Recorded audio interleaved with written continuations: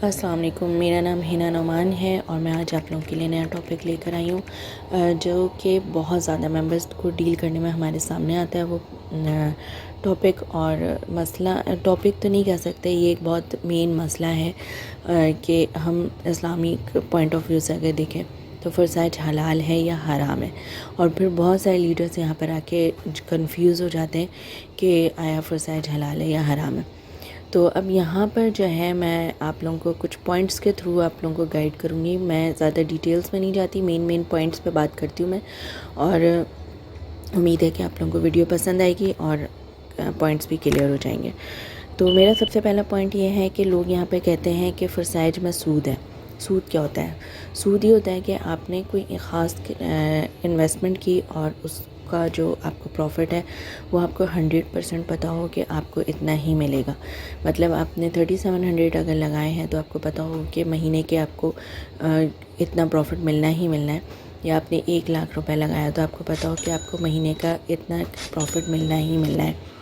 यहाँ पे कुछ लोग 3700 लगा के अकाउंट एक्टिवेशन करवा रहे हैं और कुछ लोग लाख, 1.5 लाख, 2-2, 2.5 की इन्वेस्टमेंट करवा के भी अकाउंट एक्टिवेशन करवाते हैं। तो ना 3700 वाले को पता है कि इसमें कितना आपको महीने के आखिर में मिलेगा, और ना 2-2.5 लाख वाले को पता है कि इस महीने के आखिर में इसको कितना मिलेगा।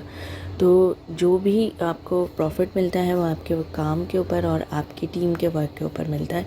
तो इससे साबित होता है कि इसमें कोई सूद नहीं है, जो आप काम करेंगे वही आपको इसमें प्रॉफिट मिलेगा।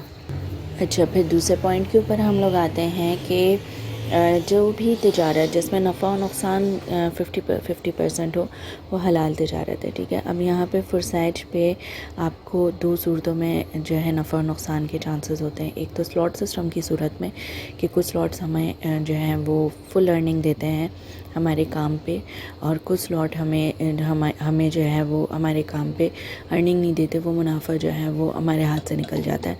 और कुछ स्लॉट ऐसे भी हैं जो कि हमारी किसी और के काम का हमें प्रॉफिट देते हैं।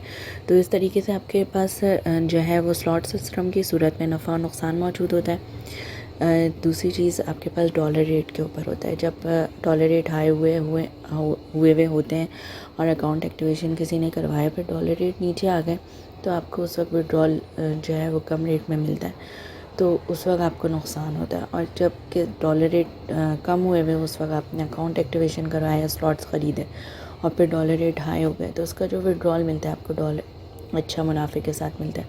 तो यहाँ पे दोनों सूरतों में नफ़ा और नुकसान मौजूद है। तो जिस तिजारत में नफ़ा और नुकसान मौजूद होता है वो तिजारत हलाल होती है। तो उम्मीद है कि दूसरा पॉइंट भी आपको क्लियर हो गया होगा।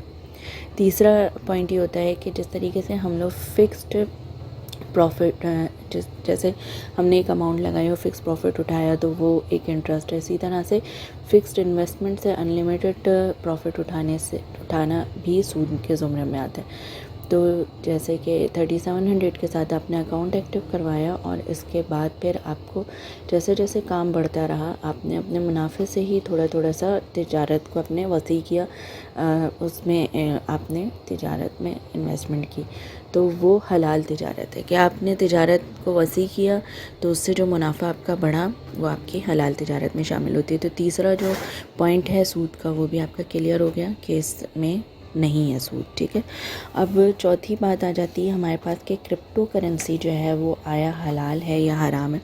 यहाँ पे बहुत सारे मौलवियों की अलग अलग राय है। ज़्यादातर मौलवी का है कहना कि क्रिप्टो करेंसी हलाल है। अब मैं आपको एक चीज़ बताती चलूँ कि हमारा मज़हब जो है वो जिद्दत पसंद मज़हब है, जिसमें जो है पसंद किया गया वसी मज़हब है, जामिया मज़हब है। और कुरान में अल्लाह ताला ने फरमाया है कि और मैंने तुम्हारे मज़हब को आसान करके भेज दिया। अब हम लोग क्या करते हैं, हम अपने मज़हब में मुश्किलात खुद डालते हैं।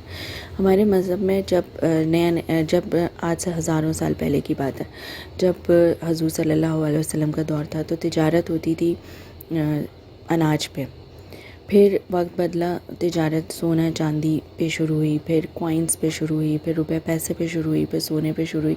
जैसे जैसे वक्त बदलता गया हम इन पॉइंट्स को मद्देनज़र रखते हुए तिजारत ने भी तरक्की की है। तो अगर क्रिप्टो करेंसी का दौर है आज का, वेब 3 का दौर है, इंटरनेट का दौर है, पूरी दुनिया इंटरनेट बेस वर्क कर रही है, तो अगर हम अपने पॉइंट्स को मद्देनज़र रखते हैं, जो कि मैंने आपको ऊपर बताए, उस पॉइंट्स को मद्देनज़र रखते हुए और किसी को धोखाधड़ी नहीं कर रहे होते, तो उस सूरत में आपका ये जो क्रिप्टो करेंसी पे तिजारत है वो आपकी हलाल है, ठीक है। और उसके ऊपर भी वही सारी शराइत लागू होते हैं जो कि किसी और करेंसी की ख़रीद व फ़रोख्त पे होते हैं।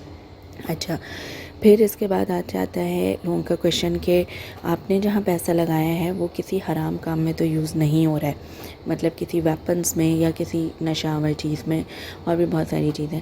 तो यहाँ पर भी मैं आपको बताती चलूँ कि जब हम अकाउंट एक्टिव करवाते हैं तो यहाँ पर हम बाइनांस से आपके लिए BUSD और BNB 2 कॉइन्स ख़रीदते हैं जो आपके वॉलेट में रखे जाते हैं, और उन कॉइन्स की एक कीमत होती है जो कि डेली बेसिस पे ऊपर नीचे डॉलर रेट के हिसाब से हो रही होती है।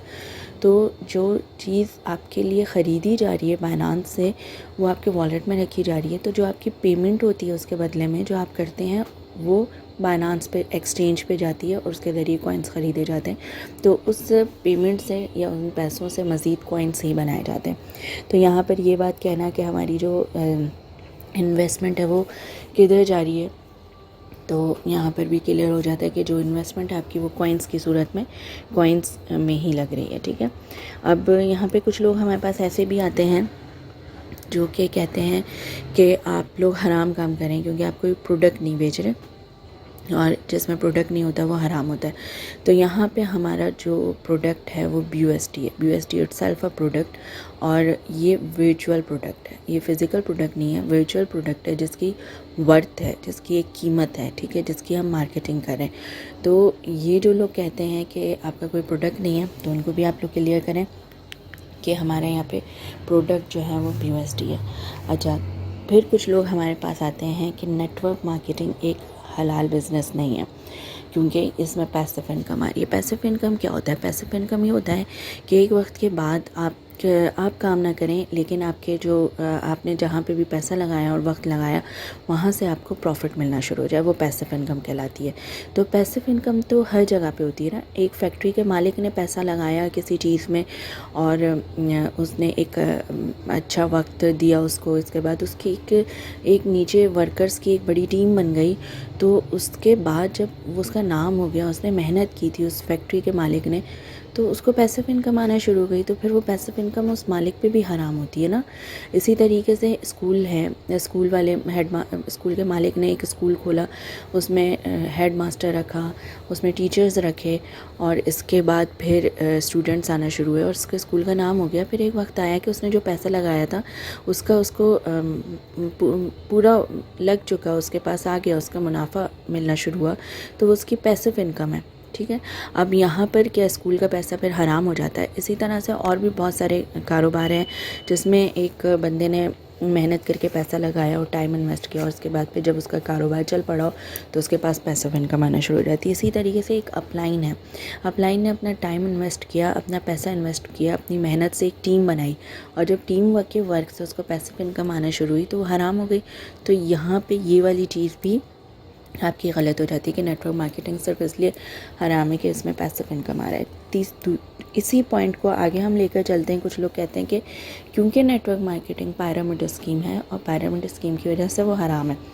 तो पिरामिड स्कीम क्या होती है? सबसे पहले तो पिरामिड स्कीम को यहाँ पे हमें समझना होगा। पिरामिड स्कीम होती है ट्रायंगल बेस वर्क, ठीक है। ट्रायंगल बेस वर्क मतलब आपके ऊपर सबसे पहले जो है वो सबसे पहले मालिक हो, और इसके बाद फिर कुछ एडमिन्स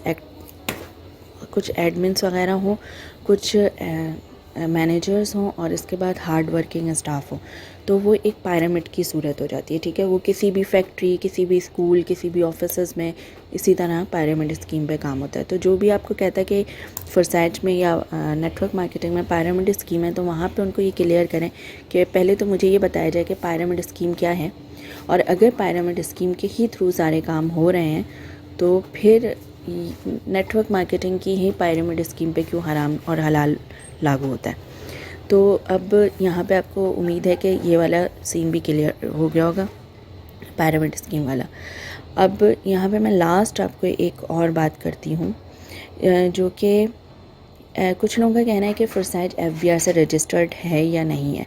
यहाँ पे मैं आपको बता दूं कि FBR से रजिस्ट्रेशन के लिए पहले हमें ये पॉइंट क्लियर करने होंगे कि FBR से रजिस्ट्रेशन किस चीज़ को ज़रूरत पड़ती है। FBR से रजिस्ट्रेशन की उन कंपनीज़ को ज़रूरत पड़ती है जिसके बैंक अकाउंट्स होते हैं कंपनी के नाम पे और जिसका कोई एडमिन ओनर होता है। अब जो फॉरसैज है वो डिसेंट्रलाइज सिस्टम है ब्लॉकचेन टेक्नोलॉजी पे, और इसका कोई एडमिन ओनर नहीं है, इसका अपना कोई बैंक अकाउंट नहीं है। इस पर हमारी IDs लगी हुई है और जिसकी भी ID लगी है वो अपनी ID का ख़ुद मालिक है।